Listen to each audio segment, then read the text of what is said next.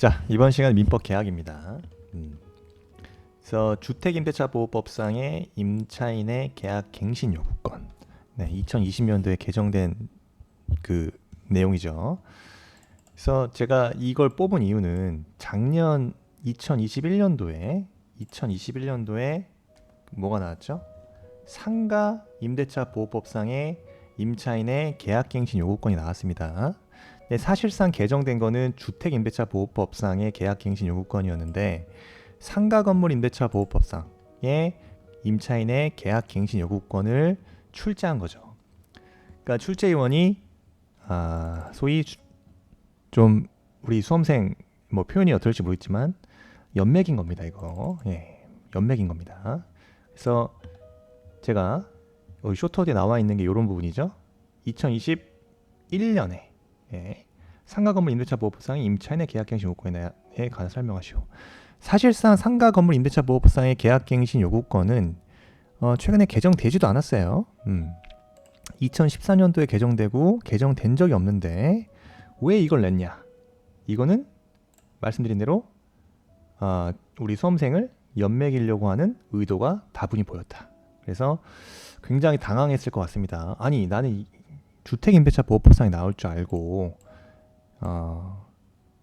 왜 암기를 좀 주택임대차 보호법상의 계약갱신 요구권에 대해서 암기를 했지만 출제위원은 상가 건물 임대차 보호법상을 냈다. 아마 내면서 굉장히 희열을 느끼지 않았을까요? 내가 수험생의 머리 꼭대기이지롱 하면서 그렇다고 해서 수험생 입장에서는 주택임대차 보호법상의 임차인의 계약갱신 요구권 공부를 안 할 수는 없습니다. 그죠? 또 안 나왔기 때문에 우리는 소위 그 출제위원이 그 심리전에 휘말리면 안 된다. 왜? 잘 생각해 보세요. 작년에 상가 건물 임대차 보호법, 그죠? 상가 건물 임대차 보호법상의 계약갱신 요건이 나왔는데 올해 주택임대차 보호법상 이거를 소위 비슷하니까 안 낼 수도 있잖아요. 그렇지만 안 낼 거라고 생각하는 수험생들, 그래서 이걸 그냥 혹시 안 볼지 않을까라는 수험생들에게 역공을 위해서 낼 수도 있다. 어쨌든요, 그런 심리전에 말리지 말고 우리는 어쨌든 이거는 중요한 쟁점입니다. 2020년도 7월이죠. 2020년 개정된 사유가 CC가 2020년 7월 CC가 됐고 7월 31일부터 시행이 됐고 관련돼서 그 주택임대차보호법상의 임대인이 임대인의 계약 갱신 거절 사유 6조 3 이 부분이 계약 갱신 요구권이 개정이 됐죠. 그래서 임차인의 계약 갱신 요구권 자체를 어떻게 됐죠? 2년에서 4년으로 보장 기간을 연장했다. 그래서 제가 주택임대차보호법상의 개정 이유를 그대로 갖고 올게요. 그래서 어떻게 개정이 됐냐? 자, 개정 이유는 다음과 같습니다. 주택시장의 불안정 속에 지금 굉장히 불안하죠. 2년이 지났지만 이 불안감이 해소됐다고 볼 수 없다. 근데 전세에서 월세로의 전환이 빨라지고 있다. 사실상 전세가 다 죽었다고 보여집니다. 그죠?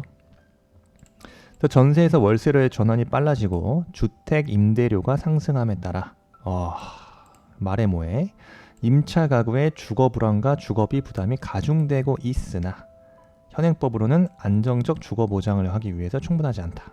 그래서 2020년도에 어떻게 개정을 했냐? 이에 임차인의 계약갱신 요구권을 보장해서 임차인이 현행 2년에서 4년으로 임대차 그 보장 기간을 연장하고 그래서 2+2가 되는 거죠. 2+2. 그래서 2+2. 계약갱신 시 차임이나 보증금의 증액 청구는 약정한 차임이나 보증금의 20분의 1 금액을 초과하지 못하도록 제한했다. 그래서 계약갱신 시 증액 청구 자체도 약정한 차임이나 보증금의 20분의 1이에요. 20분의 1. 전세 보증금이 5억이다. 그러면은 20분의 1 이상을 초과하지 못한다. 입니다. 그 다음에 주택임대차와 관련해서 주요 업무를 부동산 정책에서 이건 이제 중요한 게 아니고요. 여기까지 두 가지 내용이 중요합니다. 그죠? 계약갱신 요구권과 관련해서. 그래서 올해 2022년 2023년 해가 되는 날에 이제 요 2+2가 이제 4년의 임대차 보장 기간이 만료가 되죠. 그래서 보증금 5억짜리면은 아마 4천만 원 정도, 20분의 1. 5억이면은 20분의 1이면 그죠? 4천만 원 맞죠? 요 정도 금액이 올라간다 이거죠. 어쨌든 그렇고요. 그래서 우리가 써야 될 내용은 자 이거 다음 것 같습니다. 자 그래서 임차인의 계약갱신 요구권에 대해 설명을 해라 이거죠. 그럼 뭐부터 써야 되냐? 자 계약의 갱신에 대한 개념부터 써야겠죠. 몇 조입니까? 주택임대차보호법 제 6조에 대한 내용입니다. 그래서 임대인은 자 임대차 기간이 끝나기 전 이거죠. 원문 그대로 갖고 오면 임대차 기간이 끝나기 전 6개월 전부터 2개월이에요. 6개월 전부터 2개월 전까지 임차인에게 계약 갱신 거절의 통지를 하지 아니하거나 계약 조건을 변경하지 아니하면 갱신하지 아니한다는 뜻을 통지하지 아니하는 경우, 그죠? 계약 갱신하지 않겠다라는 뜻을 통지하지 아니한 경우 그 기간이 끝나는 때 전 임대차와 동일한 조건으로 다시 임대차한 것으로 본다 이겁니다. 그리고 임차인이 임대차 기간 끝나기 2개월 전까지 통지하지 아니한 경우에도 마찬가지 이렇게 나와 있고요. 이때 6조 제2항에서 임대차의 존속 기간 얼마다? 존속 기간은 2년으로 한다 이렇게 나와 있습니다. 그 다음에 이제 임차인의 의무를 현저 위반한 임차인에 대해서는 적용하지 않는다. 그게 2기의 차임액에 달하도록 연체하거나 그 밖에 임차인으로서의 의무를 현저히 위반한 임차인에게는 적용하지 아니한다. 이렇게 나와 있거든요. 6조 내용입니다. 그 다음에 두 번째에서 임대인의 계약 갱신 거절 사유가 중요하다. 제 6조의 3입니다. 6조의 3. 자, 함께 내용을 보도록 하죠. 6조의 3. 자, 6조의 3이 어떻게 나와 있죠? 계약갱신 요구 이렇게 나와 있다. 그래서 1항까지 보도록 하겠습니다. 요 내용입니다. 제가 조문을 법령을 그대로 좀 갖고 올게요. 계약갱신.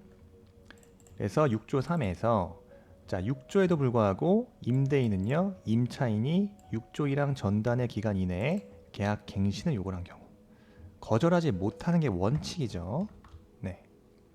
그래서 6조 1항 전단의 기간 이내는 뭐죠? 6조 1항 전단의 기간은 임대차 기간이 끝나기 6개월 전부터 2개월 사이, 2개월 전까지 기간을 말하는 거고, 요 기간 이내에 계약 갱신을 요구할 경우 정당한 사유 없이 임대인은 이러한 계약 갱신에 대해서 정당한 사유 없이 거절하지 못한다.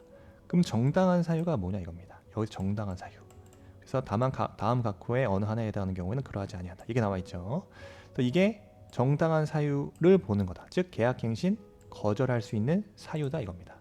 전체 8개고요. 그래서 임차인이 보세요.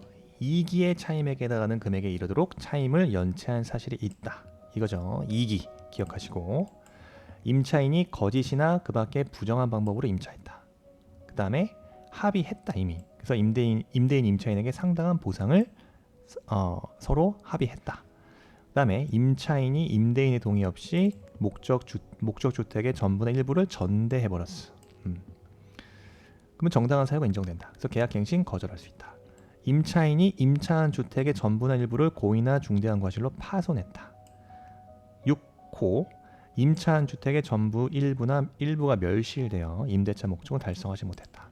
7호 임대인이 다음 사항에 어느 하나에 해당하는 사유로 이거죠. 목적 주택의 전부 또는 대부분을 철거하거나 재건축하기 위해서 목적 주택의 점유를 회복할 필요가 있다. 그래서 리모델링 하는 거죠. 그래서 임대차 계약 체결 당시에 내가 이미 공사 시기 및 소요 기간을 포함한 철거 재건축 계획을 임차인에게 사전에 구체적으로 고지해 놓은 상태예요. 그 계획에 따른 경우다. 예. 그래서 계약서 작성할 때 임대차, 전대, 계약을 할 때요. 전세 계약을 할 때 내가 이 집 자체는 철거되거나 재건축 계획을 갖고 있다. 몇 년도 몇 월 며칠부터. 그래서 미리 고지를 하고 그 계획에 따르는 경우 이때는 점유를 회복할 필요가 인정이 되는 경우입니다. 그 다음에 건물이 굉장히 오래됐고 훼손될 우려가 있고 일부 멸실되는 등 안전사고 우려가 있는 경우 다른 법령에 따라 철거 재건축이 이루어지는 경우이다. 그다음 중요한 건 8호 사유죠.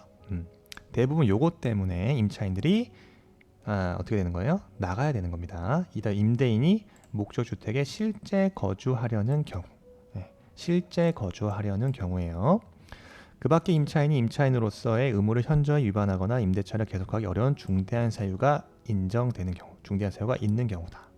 그래서 전체 9개의 정당한 사유고요. 다시 한번 우리 외워봅시다. 이 그림을 통해서. 제가 이 아이콘들을 괜히 갖고 오는 게 아니에요. 여러분들이랑 함께 외우기 위해서. 자, 뭐가 떠오른다? 2기의 차임액.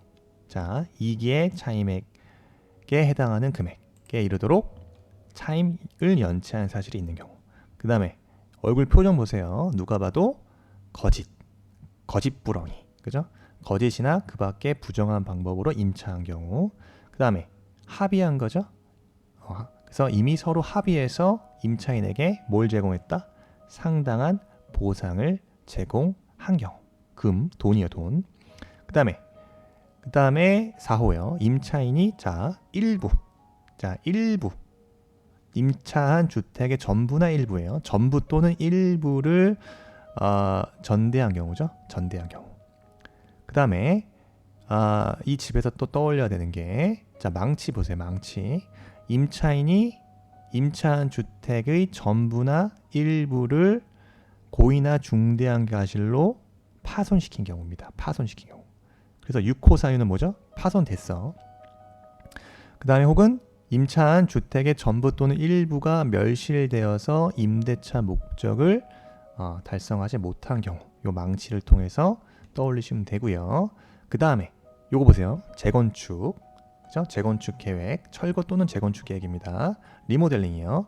그래서 임대인이 예를 들어 그 철거 또는 재건축 계획을 구체적으로 고지한 경우, 그 다음에 안전사고의 우려가 있는 경우, 그 다음에 다른 법령에 따라 철거나 재건축이 이루어지는 경우 등입니다. 이러한 사유로 목적주택의 전부나 대부분을 철거하거나 재건축하기 위해서 어떻게 한다? 목적주택의 점유를 회복할 필요가 있는 경우입니다. 지금 현재 7호까지 정리했습니다.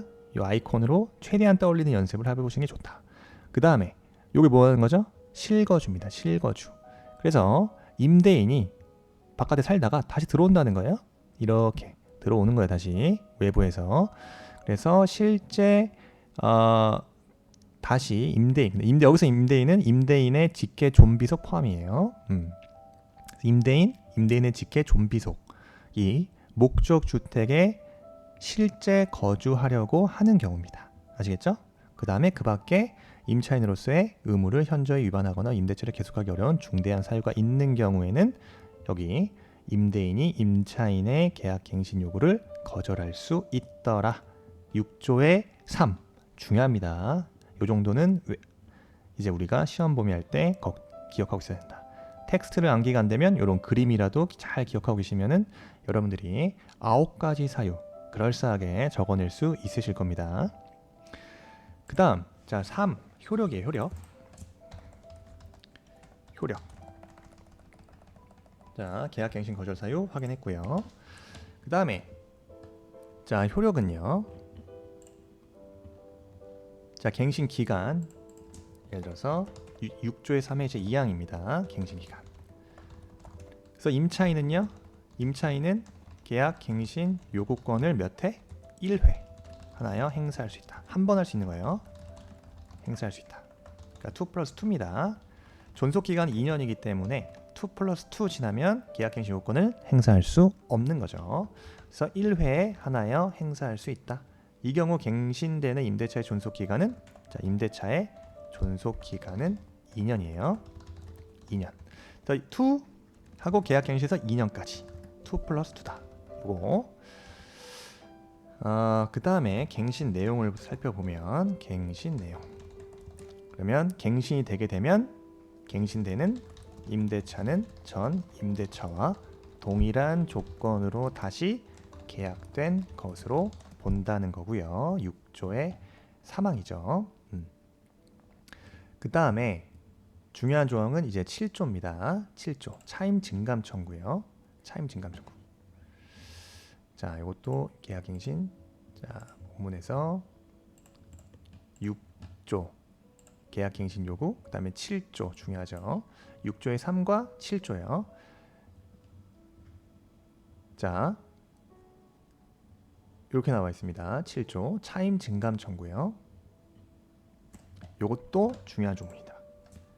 이거 하나 가져오시고, 갱신되면, 자, 말씀드린 것처럼 갱신되는 임대차는 전 임대차와 동일한 조건으로 다시 계약된 것으로 보고요. 자, 7조에서 당사자는요, 약정한 차임이나 보증금이 임차 주택에 관한 조세 공과금 그 밖에 부담의 증감이나 경제 사정 변동으로 인해서 적절하지 아니하게 된 때는 장래에 대하여 증감을 청구할 수 있다. 네. 그래서 차임 보증금 자체가 경제 사정 변동 등으로 인해서 적절하지 않다. 그때 장래에 대해서 증감을 청구할 수 있는데, 그 증감 청구는 언제까지 못한다? 제한 사항이 있죠. 임대차 계약이나 또는 약정한 차임이나 보증금의 증액이 있은 후 1년 이내는 또 못하도록 차임 증감을 제한해뒀다. 그 다음에 요게 신설된 규정이죠. 1항에서 증액 청구는 약정한 차임이나 보증금의 20분의 1의 금액을 초과할 수 없다. 증액 청구는 약정한 차임이나 보증금의 20분의 1을 초과하지 못한다는 거죠. 다만 조례로, 그죠? 임대차 시장 여건 등을 고려해서 특별시, 광역시, 특별자치시, 그 다음에 도 및 특별자치도는 관할 구역 내 지역별 임대차 시장 여건 등을 고려해서 증액 청구의 상한을 조례로서 달리 정할 수 있다 이거죠. 이겁니다. 이 내용들 잘 살펴보셔야 되고, 주택임대차보호법 제7조였고요. 자, 6조, 7조.